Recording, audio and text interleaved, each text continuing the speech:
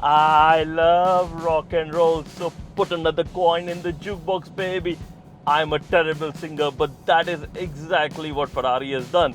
They have put another coin in the jukebox and made a brand new symphony of 12 cylinders, the 12 Cilindri.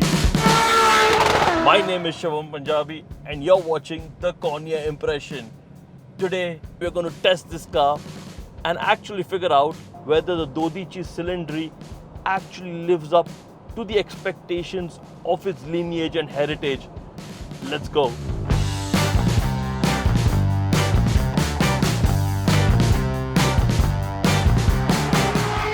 While all the other brands are chasing electrification, hybridization and turbocharging and other sorts of quiet efficiencies, Ferrari has made another V12 masterpiece.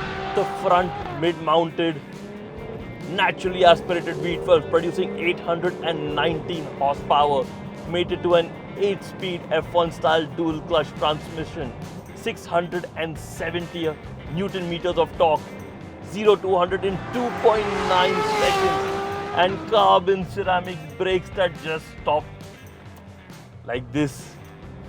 Well, the snap didn't come, but the car definitely stops in a snap.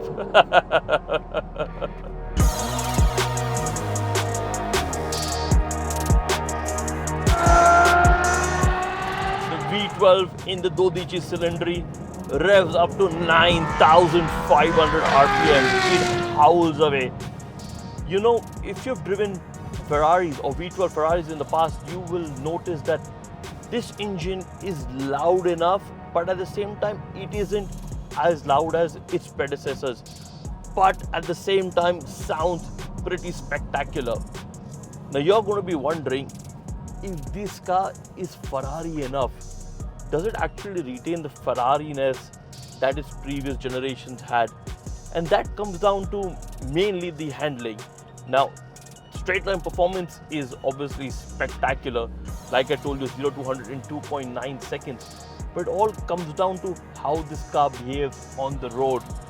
It gets the new SSC 8.0, which is slide slip control, or Ferrari speak for traction control 8.0, which lets you manage the car more efficiently than before. New ADAS systems, lane keep assist.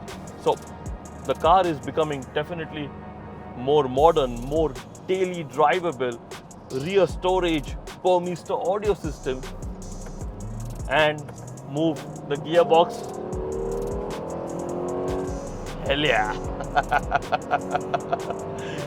And when you take these bends, you realize it is a proper Ferrari, because in Ferrari speak, like I've always said, when you take corners or bends, there is a vacuum cleaner on the other side and it kind of sucks the car in.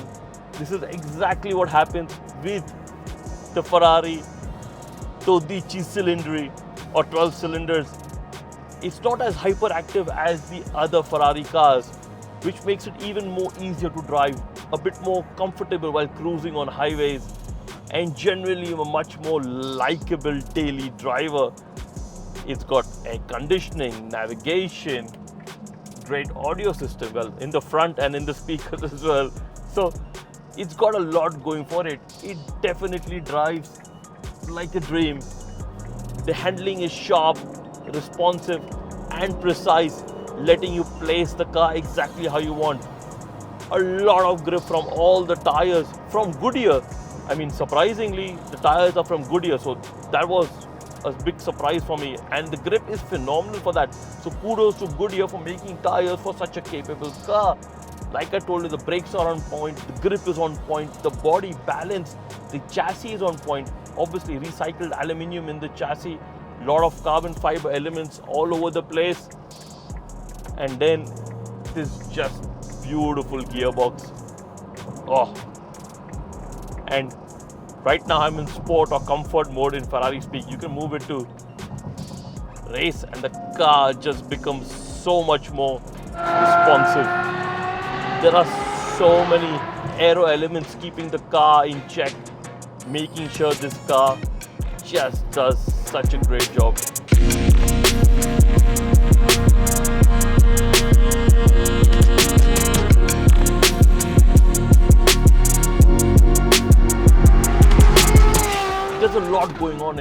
12 Cilindri. Let me tell you about the weight balance. It's 48 to 52. That means 48% of the weight is in the front, 52 is at the back. That makes it almost like a 50-50 balanced car, which is very, very good for a front engine car. The entire chassis and space frame is made up of aluminium. A lot of it is recycled. This platform isn't shared by any other Ferrari and is custom built for V12 GT cars. So that is a big plus. It weighs only 1560 kilograms, making it super light for what it is. Adding to that dynamism, making it agile, sporty and properly nimble. All die-hard Ferrari fans know about the Maranello, the switch over here that lets you change the driving modes. Well, I'm moving the car to race mode and I'm trying to get to 9,500 RPM because that's the red line for the naturally aspirated V12. Oh, hear that car. Wow. It's just crazy. I'm genuinely loving it. Move back to comfort and the car just is so daily drivable. It's got the new suspension setup that lets the car be comfortable and drivable in any given situation. Kudos to Ferrari for making such a capable machine. Now we know that the 12 Cilindri drives like a GT car. It behaves like a GT car. But let me tell you what else is GT about it.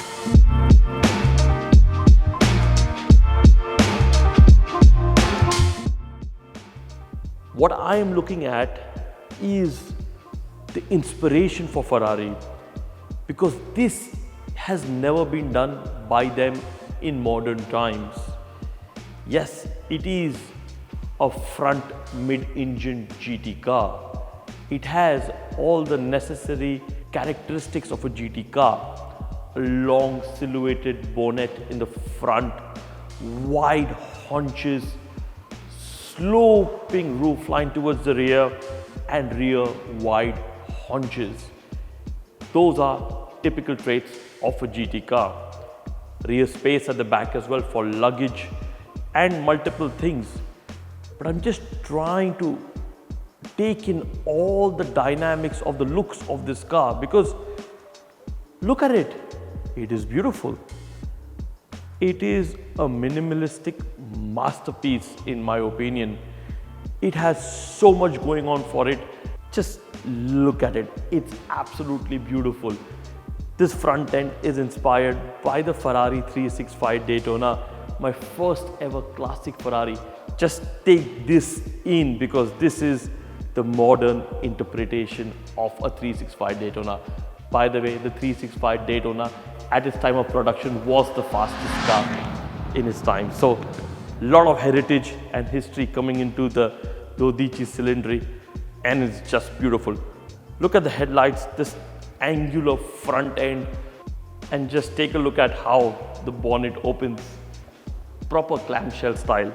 And you can see the naturally aspirated V12 mid to front mounted right over here. The vents over here to manage airflow. Lot of aerodynamics at play, but nothing visible. I love the minimalistic thought process, and like I told you, proper GT silhouette. Look at it. The rear is inspired by the 275 GTB. So again, heritage coming into play, and then you have this delta design everywhere, starting from the rear, going onto the roof, going onto the vents over here. In modern cars, the front is minimalistic, but all the action is happening at the rear. It's like an arrow. You have the pointed head in the front, but the feathers at the back to channel the air around the arrow correctly. This is exactly what is happening with the 12 Cilindri.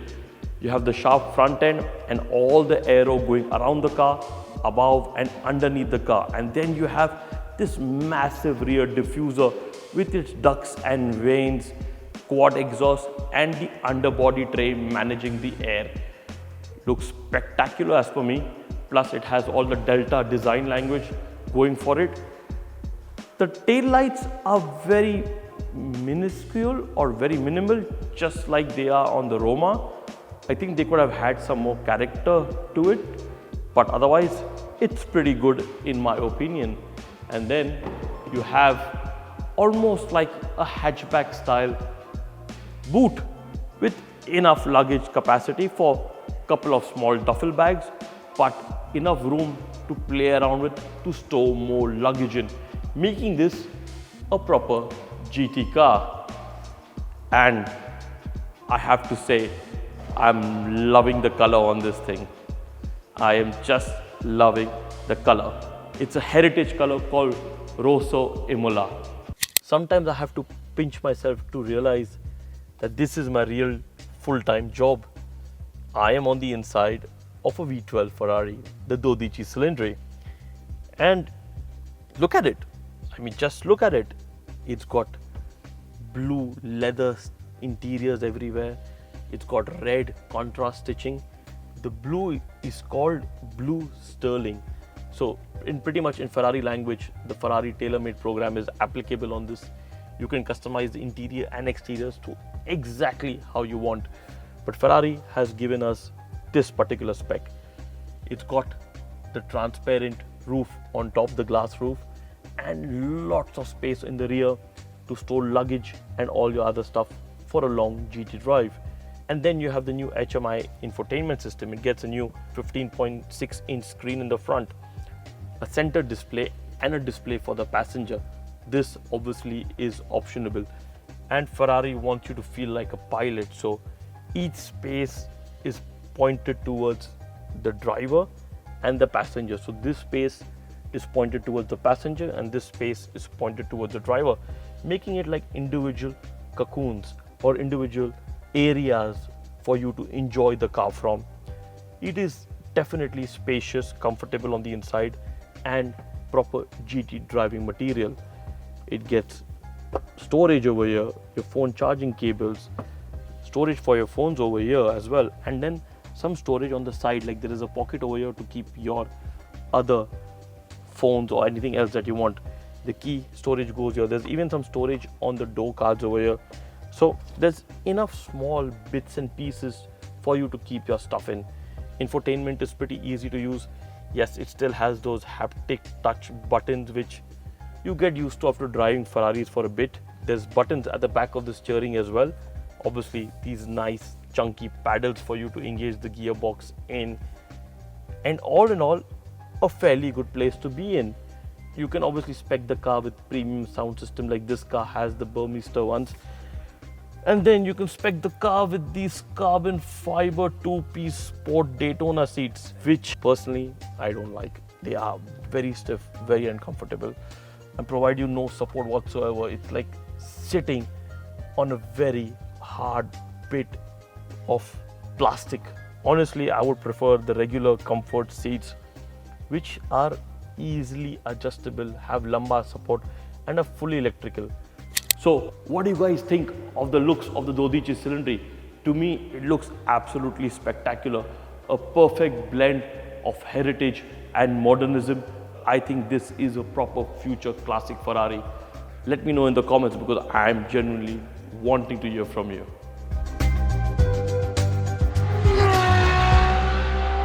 Before I give you a conclusion on this car, let me tell you about the business of Ferrari. Ferrari produced 13,752 units in 2024. They sold the Ferrari Roma Spider, the Ferrari 296 GTS, the Purosangue, the SF90 XX, some of these cars, and the SP3 Daytona. The deliveries for the F80 hypercar will start this year, and also they will start delivering more SP3s. The 12 Cilindri deliveries will also go up in 2025, followed by the Spider towards the end of the year. The 296 Speciale will also be sold this year. Ferrari is still taking orders for the 296 GTS, so that means their order books are full across the world, and that's a good thing because all their cars are genuinely exceptional to drive in today's day and age. Now, we know that they are one of the most profitable car brands in the world. They make roughly 28% operating profit per car. That equates to something like a revenue of 28 to 30,000 euros per car, which is the highest in the world, thanks to the tailor-made program that Ferrari offers, which lets you spec the car to the highest options possible. You can make the car as your own. So this leads to a lot more money for Ferrari and a lot more uniqueness for you, making your car stand out more than everybody else's. So that is what Ferrari does. It's turned its business of making cars into a luxury company. They make roughly around 600 million from brand merchandising and other licensing activities, which is more than a lot of other companies out there. So that's about the business of Ferrari.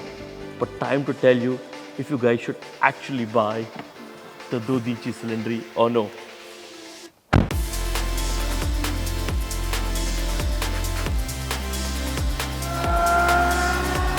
The drive of the 12 Cilindri is just not like a GT car. It's a blend of a sports car, a supercar and a GT car.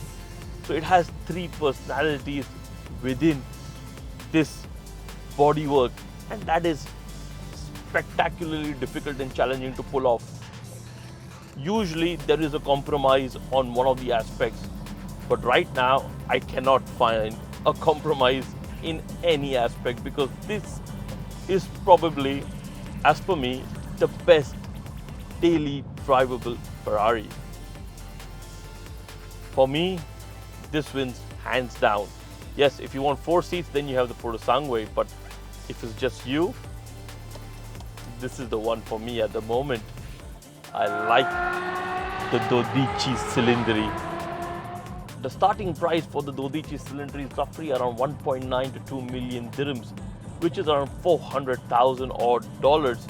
And then that adds on depending on how much you would like to spec the car up. But as per me, this is the best driving Ferrari at the moment. I genuinely love the digital and analog mix of the 12 Cilindri. Thank you for watching the Cornea impression. Make sure you like, comment, share, subscribe and click that bell icon so that we can keep bringing you cool videos such as these. I'll see you guys in the next one. It's time for me to unleash 819 horses. Bye.